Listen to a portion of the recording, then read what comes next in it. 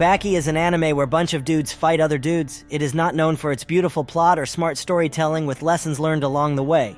No, the whole plot consists of a father beating his son's ass and then waiting for his son to grow strong enough to beat his old ass. That's it. The only lesson you can learn from Baki is that sitting in a dark room, being schizophrenic, and fighting your imaginary demons is a good thing. If you dedicate your whole life to that activity, maybe one day you'll even be the strongest schizophrenic patient around. Anyways, this Baki season begins with scientists resurrecting a guy from the age of dinosaurs. Since this man was preserved in a mineral-rich saline water for millions of years, someone had the genius idea to name this man Pickle. So Pickle is supposed to be in this super tight security military base where he's being watched 24/7.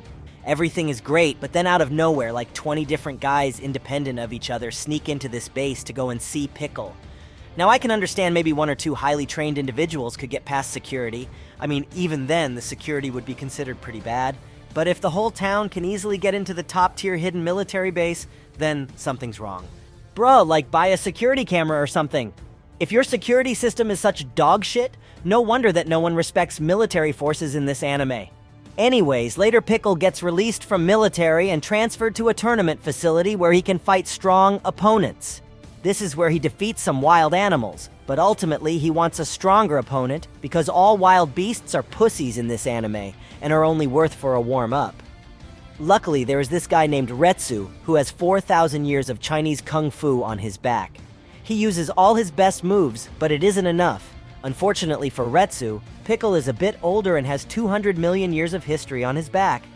Understanding that he can't brag about his 4,000-year-old power anymore, Retsu starts crying like a little girl and spinning his arms around in windmill punches. Martial arts have become useless.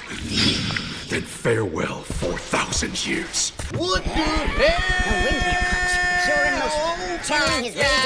Pickle, with his 200 million years of not giving a shit, snaps Retsu back into reality. Retsu's 4,000-year-old schizophrenia then kicks in and tells him to stop being a little bitch. That gives Retsu the final motivation to destroy Pickle's ballsack.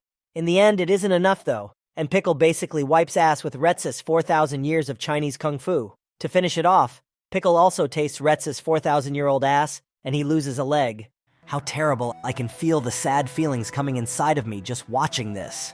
But fortunately, later on this season, Retsu gets a wooden leg replacement. I don't know what they put in that leg, but bro is jumping around with that leg like a Spider-Man, so I guess he'll be fine. In this anime, if you're dumb and don't know how the physics work, you can acquire great strength. Through the power of schizophrenia, you can imagine whatever you want. But to be honest, if you're dumb, you will only get dumb results. Like Katsumi Orochi, for example. To fight Pickle, Katsumi imagines that he has unlimited amount of bones in his arm, and it gives him a very fast punch. But at the same time, this punch destroys his own arm.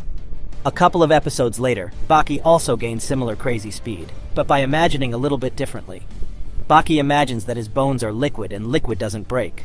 So Baki acquired speed without damaging himself. And this man willingly destroyed his own arm while he could easily imagine his arm being made out of a material that doesn't break like Baki did. I mean, how dumb can you be? Just imagine something different. Bro willingly imagined himself being a cripple. Maybe next time he can imagine himself not being so dumb and he can become smarter.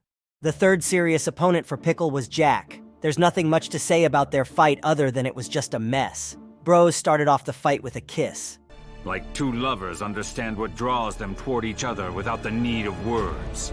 Like, what the hell even is that? The strongest kiss in the world? Is Jack even old enough to do that? You know that Pickle is like 200 million years old. That breath must have stank like 200 million old sewers. You know that my man never brushed his teeth. There is still 200 million-year-old bacteria in that mouth.